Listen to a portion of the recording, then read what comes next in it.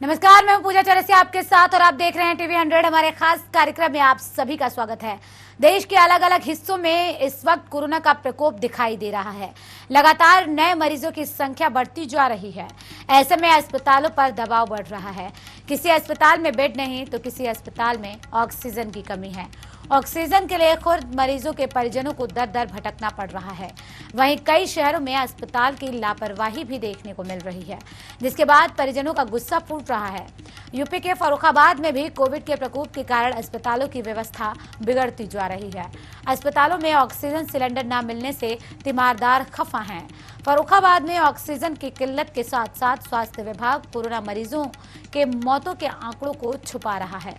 इसी को लेकर कोरोना मरीजों के परिजनों ने अस्पताल के बाहर हंगामा किया और जब मरीज के परिजन ऑक्सीजन सिलेंडर की मांग करने लगे तो अस्पताल के सीएमओ डॉक्टर वंदना सिंह से बात करने गए तो सीएमओ ने अस्पताल के गेट को बंद करा दिया और बात करने से साफ इनकार कर दिया। एडमिट है और उनको ऑक्सीजन की बहुत ज़्यादा कमी है। जब ऑक्सीजन लगी होती है तो ऑक्सीजन मीटर 80 बताता है और जैसे ही ऑक्सीजन हटा लेते हैं तो वो फिर 50 पे आ जाती है, 50 से भी डाउन जाने लगती है। अब इनका बोलना है कि हमारे पास ऑक्सीजन नहीं है। ऑक्सीजन सिलेंडर के लिए तीमारदार आ रहे हैं तो ऑक्सीजन सिलेंडर तीमारदारों को तो नहीं दिया जाएगा। हमारे जो नीचे स्टोर में है, यहाँ से ऊपर जिस मरीज के लिए डॉक्टर कहेगा उसको दिया जाएगा। अब कोरोना को देखते हुए सबकी ये मानसिक टेंडेंसी हो गई है कि हमें ऑक्सीजन चाहिए ही चाहिए।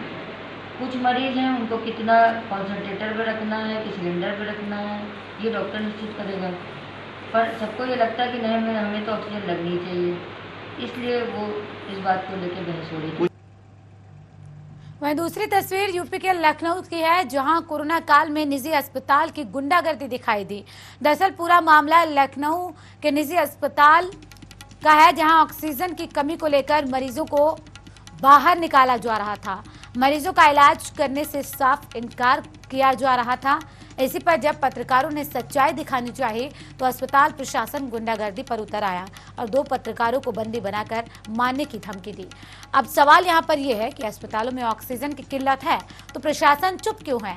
अस्पताल प्रशासन क्यों सच्चाई दिखाने पर गुंडागर्दी पर उतर आया? सवाल कई हैं लेकिन जवाब किसी के पास नहीं। प्रशासन लगातार लापरवाही बरत रहा है। निजी अस्पताल से जो तस्वीर सामने आई वो बेहद शर्मनाक थी, जहां पर पत्रकार जब सच्चाई दिखाने के लिए पहुंचे तो इन पत्रकारों को पहले बंधक बना लिया गया और उसके बाद इन्हें मारने की धमकी दी गई। वहीं फर्रुखाबाद में भी परिजन खासे नाराज दिखाई दिए। ऑक्सीजन की किल्लत की वजह से जगह जगह से ऐसी तस्वीरें सामने आ रही हैं।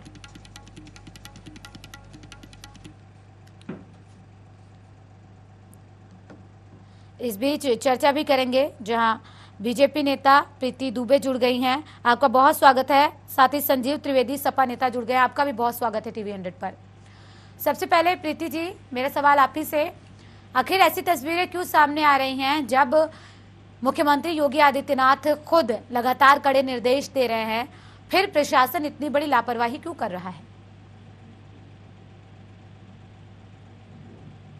पूजा जी, इस वक्त जो हमारे यूपी की कंडीशन है और जहाँ तक हम भी सुनते हैं कि हर तरफ अफरा तफरी मची हुई है और हर तरफ ये मांग की जाती है कि ऑक्सीजन की बहुत बड़ी किल्लत चल रही है, लेकिन यहाँ पे कुछ ऐसे भी मामले हमारे सामने आते हैं कि जहाँ पे डॉक्टर्स सबको प्लीड कर रहे हैं कि भैया जब बहुत जरूरत हो तभी आप बेड ऑक्यूपाई करिए, लेकिन उसके बाद में भी सबके पास इतना पैनिक सिचुएशन हो गया कि सभी को ऑक्सीजन चाहिए ही चाहिए, सभी को बेड चाहिए।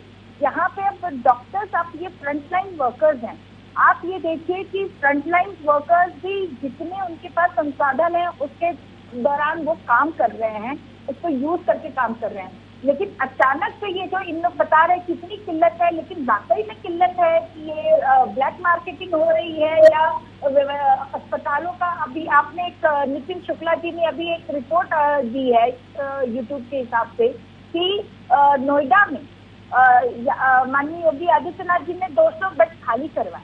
अब आप ये सोचिए कि ये कितना बड़ा हैंड एंड ग्लव हो चुका है कि ये हमारे मेडिकल ऑफिसर्स हैं या हमारे अस्पताल हैं या डॉक्टर्स हैं, वो अब इस तरीके के लेक्चर्स में जुड़ रहे हैं, तो आप ये बताइए कि प्रशासन कहाँ तक क्या कर लेगा।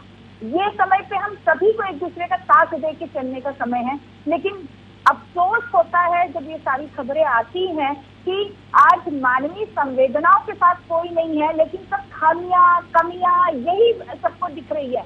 लेकिन ऐसी जो स्थिति दिखाई जा रही है और जो स्थिति है, मैंने वही बोला कि जब आप अस्पताल में चले जाते हैं तो कहीं ना कहीं तो कहीं दिक्कत तो आएंगी। हम भी यहाँ पे बैठे हुए हैं कि हम लोग भी कोशिश करते कि नहीं, तो ये कहाँ तक जायज समझा जाए कि जब पत्रकार, देखिए फर्रुखाबाद में और लखनऊ की जो तस्वीर हमने दिखाई, देखिए जब पत्रकार जाता है कवर करने के लिए तो उसे बंधक बना लिया जाए, इसे कैसे सही समझा जाए? निजी अस्पताल की ये तस्वीर है। इसीलिए तो मैंने कहा कि आज मैंने वही बोला कि ये जो निजी अस्पताल है, ये किस तरीके से नेक्सस बना के काम कर रहे हैं, प्रशासन अपनी तरीके से उन पर जोर दिए जा रहा है। लेकिन आप एक बात बताइए कि जब इन लोगों ने लोगों को लूटना ही शुरू कर दिया है, पत्रकार वही चीज दिखा रहे हैं, यहाँ पे हर किसी की एक दूसरे से मिलीभगत दिखाई दे रही है। अब इसमें आप बताइए प्रशासन कितना कवर करेगा, क्या क्या कवर करेगा। आप ये लॉकडाउन जो था उसको 6 तारीख तक बढ़ा दिया गया, इसीलिए बढ़ा दिया गया कि भैया जितना हो सके घर में प्रिकॉशन लेके चलिए, लेकिन प्रिकॉशन ना लेते हुए तभी अफरा तफरी में अस्पताल भागे चले जा रहे हैं। थोड़ी भी कंडीशन हो जाती है पैनिक हो जा रहे हैं। पैनिक सिचुएशन कहाँ क्यों हो चली जा रही है? पत्रकारों की भी ये हमारी एक रिस्पॉन्सिबिलिटी होनी चाहिए कि भैया हम भी कोशिश कर रहे हैं कि कहाँ न कहाँ चीजें हमको किसी तरीके से सेटल डाउन करनी है, पैनिक नहीं मचाना है, वही चीजें नहीं दिखानी है कि जो जनता देखने के बाद में एकदम पैनिक होकर अस्पतालों की तरफ भागे चली जा रही है। और अस्पताल जा रहे हैं तो वहाँ पे यही समझ में नहीं आ रहा है कि क्या चीज दी जा रही है, कैसे दी जा रही है। आप पत्रकार की बात करिए, रोहित सरदाना भी आप ही लोगों के बिरादरी के थे, बड़ी तकलीफ हुई है उनके जाने की भी। आप ये सोचिए कि किस तरीके से खस्ता खेलता आदमी जो कि थोड़ी सी वो था, पता नहीं कि क्या हुआ उनके साथ अस्पताल में। लेकिन अब इसमें प्रशासन क्या जवाब देगा? प्रशासन तो जनता के साथ में, जनता को भी प्रशासन का साथ देना होगा, सरकार का साथ देना होगा। सरकार बोल रही है कि घर में रहो, घर में रहो, घर में रहो, थोड़ी सी अपने आप को प्रिकॉशन लेके चलो। जरूरी नहीं तो है क्या कुछ लोगों की लापरवाही की जिम्मेदारी नहीं, कुछ लोगों की लापरवाही की जिम्मेदारी हर किसी पर फोड़ देंगे, ये समझा जाए? आप ये कहना चाह रही हैं?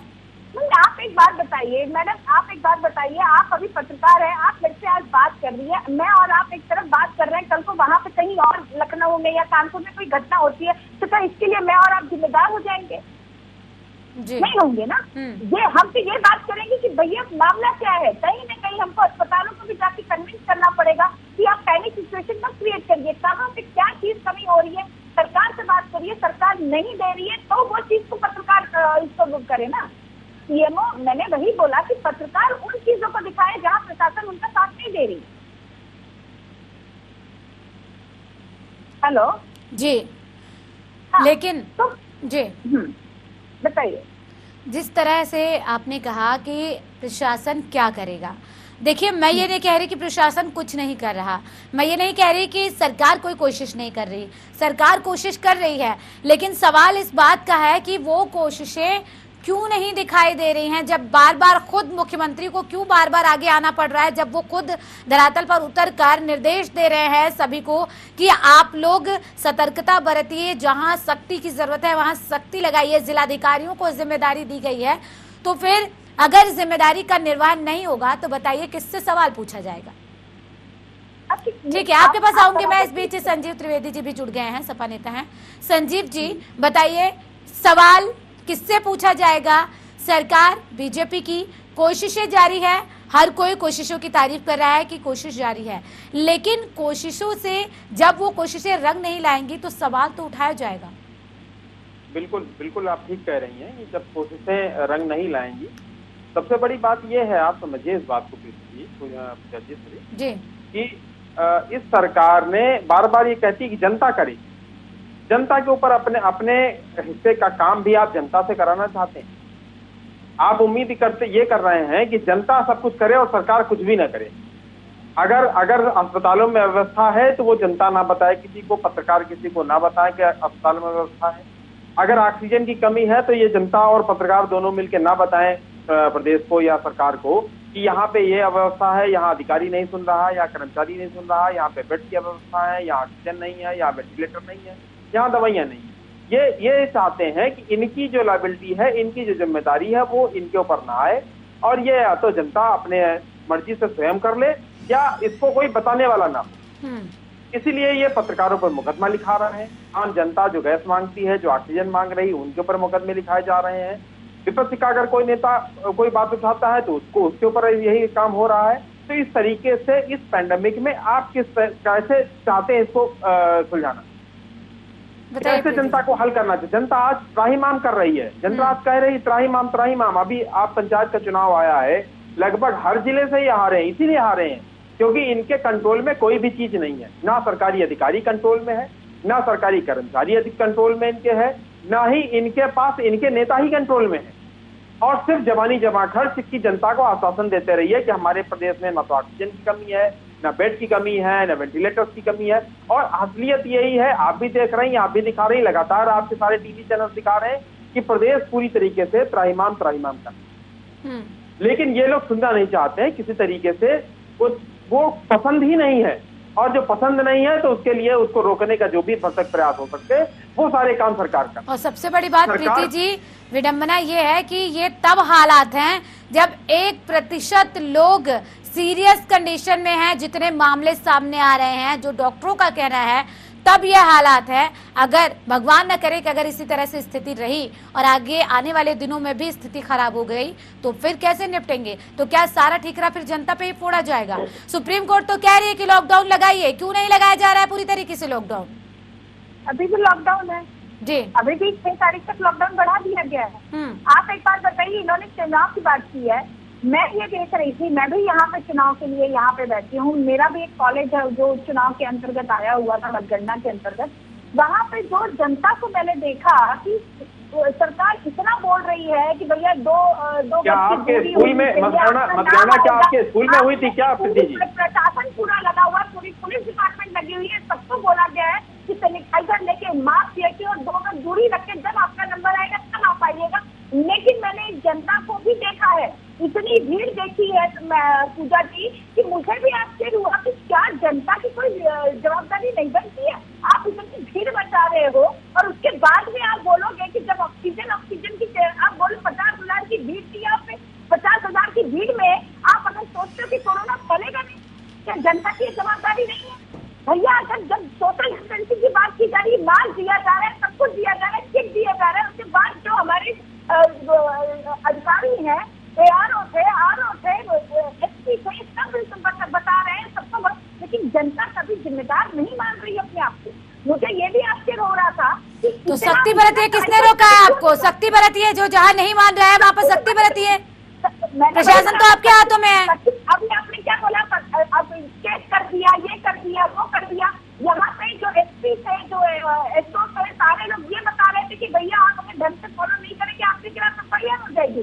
तो वहाँ पे जनता मारने चली आएगी कि भैया हमारे ऊपर FIR हो जाएगी। आप एक बात बताइए कि प्रशासन की आज वो जो हमारे प्रशासनिक अधिकारी हैं वो भी तो कहीं ना कहीं कोरोना पॉजिटिव होते चले जा रहे हैं। हमारे डॉक्टर्स, हमने कितने लोगों को खो दिया है, हमारे बीजेपी के कितने विधायक सांसद तो उनको हमने खो दिया है मैडम, ऐसा नहीं है। लेकिन क्या मैं बोलती हूँ महामारी है, ये बीजेपी और मोदी या योगी जी का कोई भेजा हुआ संदेश नहीं है, ये महामारी है। किसको कब लगेगी किसी को नहीं पता।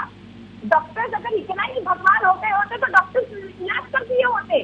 आप एक बताओ, हम तो अपने डॉक्टरों पे डिपेंड करेंगे ना, लेकिन जब बोला जा रहा है कि नीचे नहीं आप ले रहे हो, इसका मतलब क्या है? इसके बाद में आप अभी इसकी जो 3 तारीख तक जो लॉकडाउन था 6 तारीख को एक्सटेंड किया गया, इसीलिए किया गया कि इसके बाद में भी जो हल्ला उड़ना चाहेंगे इन लोग, और इसके बाद में फिर इसके बाद ऑक्सीजन की कमी बताई जाएगी, मेडिकल में कमी बताई जाएगी, और यहाँ पे कालाबाजारी हो रही है। आप एक बेड को बुक किया जा रहा है, आप जैसे सिनेमा की टिकटें वो होती थी, अस्पतालों में इस तरीके से बेड बुक हो रहा है, जो जितना ज्यादा रेट देगा तब उसको हटाया जाता है। ये सारी चीजें हमारे सामने आ रही। अब आप बताइए कि ये सारी चीजों पर सरकार कितना क्या कर लेगी? सरकार भी तो, अब कोरोना पॉजिटिव तो सभी लोग हो रहे हैं, सभी को तो प्रिकॉशन लेना पड़ेगा ना। हमको भी लेना पड़ रहा है, आपको भी लेना पड़ रहा है, सबको लेना पड़ रहा है। तो क्या आज हम अपने आप को प्रिकॉशन लेके नहीं चल रहे हैं? हम क्या अस्पतालों में भीड़ लगा रहे हैं? नहीं लगा रहे ना। जिम्मेदार नागरिक बनना हमारा कर्तव्य है। ये जरूरी नहीं है, ये पॉलिटिकल पार्टी हमको नहीं सिखाएगी। मेरी जान रहेगी ना तो मेरा पॉलिटिक्स रहेगा, मेरा सब कुछ रहेगा।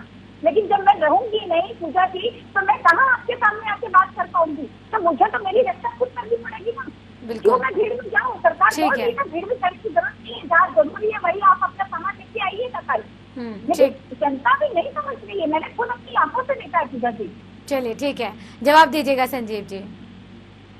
मैडम दो बातें, एक बात बहुत स्पष्ट समझ लेनी होगी इनको कि पैंडेमिक अभी ऐसा नहीं कि 1 महीना या 2 महीने पहले आया था। पैंडेमिक आया था फरवरी 2020 और अभी चल रहा है मई 2021। पिछले 15 महीनों की में सरकार ने अपनी क्या तैयारी की, इसका कोई श्वेत पत्र सरकार को जारी करना चाहिए कि 15 महीनों में हमने ये तैयारियां। इनको ये लग रहा था कि पैंडेमिक आया है और चला गया है, अब कुछ नहीं होने वाला है। जबकि बार बार हमारे वैज्ञानिक, हमारे जानकार लोग, हमारे डॉक्टर्स ये कहा करते थे कि इसकी सेकंड वेव आनी है, सेकंड वेव आनी है, उसकी तैयारी को करके रखनी चाहिए। आज जो कह रहे हैं ऑक्सीजन की कमी हमारे पास है और जनता को सपोर्ट करना चाहिए, तो ये ऑक्सीजन की कमी तो इनको पहले पिछले साल भी मालूम थी। प्रदेश में हॉस्पिटल्स नहीं है, प्रदेश में बेड नहीं है, इसकी कमी भी इनको पिछले साल मालूम थी। आज मैं इनके सांसद सुब्रमण्यम स्वामी जी का एक ट्वीट देख रहा था, उसमें उन्होंने लिखा कि अक्टूबर 2020 में कह दिया गया था सरकार को कि पूरे देश के अंदर ऑक्सीजन की कमी है। उसके बाद भी सरकार ने आज तक उस ऑक्सीजन की कमी को दूर करने का कोई प्रयास नहीं किया। इवन उसके बाद भी सरकार उसको एक्सपोर्ट करती चली गई। आज भारत में जितना एक्सपोर्ट ऑक्सीजन का हुआ है, उससे पूरे इतिहास में भारत से एक्सपोर्ट ऑक्सीजन का इतना कभी नहीं हुआ है। इसके लिए कौन जिम्मेदार होगा? इसके लिए सिर्फ यही लोग जिम्मेदार होंगे। दूसरी बात है, जनता से कहते हैं जनता भीड़ नहीं लगा रही है। बंगाल में भी चुनाव हुआ, बंगाल में इनके नेता 1-1 लाख की, 50-50 हजार की, 20-20 हजार की रैली करते चले आए और वहां ये कहते, वहां ये नहीं कह रहे थे कि वहां पे कोरोना है। वहां पे ये लाखों की भीड़ को देखकर बड़ा उत्साह होता था और आप जनता से कह रहे हैं कि नहीं, आप जनता से दूर बनाइए। एक तरफ से आपका कहने कथन कुछ और होता है और आपका जो उसका क्रियान्वयन होता है वो कुछ और होता है। यही सबसे बड़ा दुर्भाग्य है। जब तक जनता के बीच में आप उस बात को आम सहमति के रूप में नहीं ले आ पाएंगे कि कोरोना से सबको महामारी है, सबको दूर होना होगा, सबको अलग अलग रहना होगा, तब तक आप दो पक्षी बात नहीं कर सकते। एक तरफ आप खुद लाखों की भीड़ इकट्ठा करें और एक तरफ दूसरी जनता से आप कहें कि नहीं, आप घर से बाहर ना निकलें। ये कैसा दुर्भाग्य है, ये किस तरीके से जनता के बीच में। और सबसे बड़ी बात आप समझिए, ये क्या कह रही है कि जनता को समझना चाहिए। इनको ये पहले अपने नेताओं को समझाना चाहिए कि हमारे नेता क्या कर रहे हैं। ये लाखों की भीड़ इकट्ठा करके बंगाल में चले आए और वहां से जो फैलने वाला कोरोना था पूरे देर में स्प्रेड करके फैल चुका है। पूरा देश उससे त्राहिमाम कर रहा है, लेकिन ये उसको समझना ही नहीं चाह रहे। आज भी ना तो इनके पास ऑक्सीजन की कमी है, इनके पास ऑक्सीजन की पूरी तरीके से कमी है, बेड्स नहीं है, जीवन रक्षक दवाइयां नहीं है, वेंटिलेटर्स नहीं है, लेकिन उस पर काम नहीं हो रहा है। आज से 10 दिन पहले कहा गया कि जर्मनी से इतना इंपोर्ट हम कर रहे हैं, इतने सारे ऑक्सीजन प्लांट्स आ रहे हैं, 3 दिन में हमने दिल्ली और लखनऊ में स्टार्ट कर दिया। 3 दिन में अगर आप स्टार्ट करने की क्षमता थी आपको, तो सबसे कई सारे 3 दिन निकल गए। और प्लांट क्यों नहीं स्टार्ट हो पा रहे हैं कांग्रेस ऑक्सीजन के? क्योंकि आपकी इच्छा शक्ति नहीं है। आप ये मान के चलिए कि आप एक फेलोर सरकार है। आप पूरी तरीके से जनता के बीच में एक्सपोज हो चुके हैं और कोई किसी भी तरीके की कोई राहत नहीं पैदा हो पा रही है। जनता आज भी वैसे ही परेशान है, वैसे ही वेंटिलेटर के, वैसे ही ऑक्सीजन के लिए परेशान है, वैसे बेड्स के लिए परेशान है। आप बिल्कुल ठीक का बात कर रही थी कि 1% लोग अभी बीमार हुए। भगवान न करे ऐसा कभी हो, लेकिन अगर ऐसा कहीं होता है तो उसके लिए क्या तैयारी है, सरकार को यह भी स्पष्ट करना चाहिए। बताइए, सरकार ने कोई स्पष्टता नहीं दी है जनता के बीच, कोई ऐसा भरोसा नहीं पैदा किया जनता के अंदर कि अगर कोई बड़ी समस्या आती है तो जनता उससे कैसे निपटेगी। ये तो बार बार कहते हैं, जनता स्वयं देखे जाके कैसे। प्रीति जी, मैं आपसे ये भी जानना चाहूंगी, जब पहली लहर थी उस दौरान 1.5 लाख बेड का और तमाम व्यवस्थाएं भी की गई थी, जो कि लहर पिछली इतनी बेकाबू नहीं थी जितनी अब हो गई है। उसके बाद जब व्यवस्थाएं बेहतर करनी चाहिए थी, तब उन व्यवस्थाओं को, कई जो कोविड के अस्पताल थे उनको नॉर्मल अस्पतालों में बदल दिया गया। कई कोविड सेंटर ऐसे थे जिनको जो है कमी कर दी गई। लेकिन सवाल इस बात का है कि क्यों, जब ये बार बार चेतावनी दी जा रही थी कि व्यवस्थाओं को अभी दुरुस्त करना है, तब आप लोग ये मानकर बैठ गए कि अब पहली लहर चली गई है, दूसरी लहर आएगी और चली जाएगी। क्या ये मान लिया था आप लोगों ने? हमने ये नहीं माना था। हमने तो बोला था हम तो वैक्सीन ड्राइव चलाएंगे। वैक्सीन ड्राइव के लिए सपा आप बैठे संजीव जी, उनके जो माननीय अखिलेश सिंह जी है, अखिलेश यादव जी है, उन्होंने बोला था हम तो वैक्सीन लगाएंगे कि हम तो नपुंसक हो जाएंगे। ये बात जनता को भ्रम कराने वाली बात इन्होंने की थी। वैक्सीन तो हमने सबसे चालू कर दिया था कि अब तक तो बहुत सारे लोगों को वैक्सीन लग चुकी होती, इनके बरगलाने की वजह से आज जनता बरगलाई हुई है। लेकिन वैक्सीन की भी तो कमी हो रही है। देखिए कितनी लंबी लंबी लाइनें लगानी पड़ रही है लोगों को। इन्होंने बंगाल की बात की, बंगाल की बात इनको बड़ी अच्छी लग रही है, बंगाल में भी आगजनी हो रही है। उसके बाद के कभी इन्होंने माननीय अखिलेश यादव जी ने कभी कोई कमेंट किया? ममता दीदी को बधाई जरूर दे दी गई है, लेकिन वहाँ पे इतने कार्यकर्ताओं को मारा जा रहा है या लूट मची हुई है, सब कुछ पता हुआ है, टीवी पे दिखाया जा रहा है, उसके बारे में कोई कमेंट नहीं करेंगे। ये सिर्फ उसके बारे में बात कर रहे हैं। आप एक बात बताइए, कोरोना से तो मरना है, मुझे भी पता है कि कोरोना आएगा, मर जाएंगे, लेकिन अभी जो वहाँ पर बंगाल में तांडव करना पड़ा है, तो क्या इनकी जवाबदारी नहीं है उसके बारे में बोलना? इसके बारे में वो क्यों नहीं बोल रहे हैं? अब प्रीति जी, फिलहाल कोरोना पर चर्चा हो रही है, ममता बनर्जी की बधाई पर चर्चा नहीं हो रही है, तो मैं चाहूंगी कि कोरोना पर ही बात करें। संजीव जी को मैंने इसलिए नहीं टोका क्योंकि उन्होंने इसलिए कहा क्योंकि खुद यहाँ से तमाम नेता पहुंचे हुए थे बंगाल, इसलिए मैंने उन्हें नहीं टोका। लेकिन उन्होंने कोरोना पे ही चर्चा की कि कम से कम ये मैसेज क्लियर कीजिए कि एक तरफ जहां जनप्रतिनिधि, बड़े बड़े नेता, मंत्री जाकर तमाम बड़ी बड़ी सभाएं कर रहे थे, रैलियां कर रहे थे, और आप कह रही हैं कि जनता नहीं मान रही है। जनता कैसे समझे कि एक तरफ जब नेता रैली करते हैं तो कोरोना दूर हो जाता है, लेकिन जब लोग इकट्ठा हो जाते हैं तो कोरोना उनके पास चला आता है। लोगों के मन में तो ये भ्रम है। माननीय अखिलेश यादव जी ने बताया था कि उनको वैक्सीन नहीं लगानी है, उन्होंने भी तो जनता के सामने ही बोला था। प्रीति जी, आप ये मान के चल रही हैं, आप ये मान के क्या हमने उस पर सवाल नहीं किए? प्रीति जी, आज अखिलेश यादव की बात के विश्वास ज्यादा करता है। आप इस बात को मान के चल रही हैं कि अखिलेश यादव जी की बात का पूरा प्रदेश मान के चल रहा है, जबकि सरकार आपकी है और सरकार आपकी है। ये दुर्भाग्य है आपका। दुर्भाग्य नहीं है, मैंने तो वही बोला ना कि जब नहीं, आप बताइए ना कि आप खुद कह रही हैं अखिलेश यादव जी के कहने के आधार पर प्रदेश की जनता ने वैक्सीन नहीं लगवाई, यानी आप अपना भरोसा खो चुकी हैं। आप अपना भरोसा खो चुकी है, इसका मतलब कि आप अभी तक ये अपना भरोसा नहीं पैदा कर पा रही जनता के अंदर कि आप वैक्सीन लगवाइए। कौन से ऑक्सीजन प्लांट, कौन से यूपी में खोल दिए थे? कौन से खोल दिया था? बाहुबलियों का साम्राज्य बना रहे थे आजम खान। नहीं, आप कब ऑक्सीजन प्लांट की जरूरत आप मुझे बताइए 2017-2012 से लेकर 2018 तक महामारी थी क्या? ऑक्सीजन की जरूरत होती, और प्रदेश के जितने भी उस समय मरीज हुआ करते थे सबको ऑक्सीजन बखूबी मिला करती थी, बराबर मिला करती थी। नहीं, ये तो पिछले 1-1.5 सालों में, प्रीति जी एक मिनट, प्रीति जी, ये तो पैंडेमिक पिछले 1-1.5 साल से है ना, परिस्थितियां अभी खराब हुई हैं। यहाँ तक की व्यवस्थाएं देखिए, खुद WHO ने, जब मुख्यमंत्री योगी आदित्यनाथ ने जब तमाम व्यवस्थाएं की थी, खुद WHO ने तारीफ की थी कि उत्तर प्रदेश में व्यवस्थाएं बेहतर की गई हैं। तब तैयारियां थी, धरातल पर दिखाई दे रही थी, लेकिन अभी उत्तर प्रदेश के हालात और खराब होते जा रहे हैं। पहली लहर में आपकी जो तैयारी थी, आखिर दूसरी लहर में उससे ज्यादा तैयारी क्यों नहीं दिखाई दी? सवाल इस बात का है, जनता इस पर सवाल पूछ रही है, इस पर नहीं कि आपने व्यवस्था क्या की। व्यवस्था कितनी और होनी चाहिए थी, जब बार बार वैज्ञानिक डॉक्टर ये कह रहे थे कि व्यवस्थाओं की जरूरत होगी, ऑक्सीजन की जरूरत होगी, तो क्यों ऑक्सीजन प्लांट समय रहते नहीं लगाए गए? क्यों कालाबाजारी जो हो रही है उन पर तेजी से रोक लगाने के लिए खुद मुख्यमंत्री को आगे आके कहना पड़ता है कि कालाबाजारी पर सख्ती से कार्रवाई कीजिए? क्यों जिले के डीएम नहीं जिम्मेदारी ले रहे हैं? क्यों एसपी नहीं जिम्मेदारी ले रहे हैं? जिम्मेदारियों को बांटना होगा, तभी जिम्मेदारियों का सही तरीके से निर्वहन होगा, और अगर जो जिम्मेदार अपनी जिम्मेदारी का निर्वहन नहीं कर रहे हैं उनके खिलाफ कार्रवाई होगी, तब जाकर कहीं इस कोरोना की जो चेन है उसको तोड़ने में कहीं 1% कामयाबी हासिल होगी। प्रीति जी, हाँ, मैंने वही बताया पूजा जी, जब भी आपने बताया कि हम सभी को मिलकर अपनी जिम्मेदारियों को बांटना पड़ेगा और काम करना पड़ेगा, बराबर है। अब कौन बांटेगा जिम्मेदारियों को? सरकार किसकी है? पड़ेगा, सरकार हमारी, हम तो बोल रहे हैं कि तो कब बांटेंगे जिम्मेदारियों को? त्राहिमाम अभी हो रहा है, लोग अभी मर रहे हैं, कब बांटेंगे?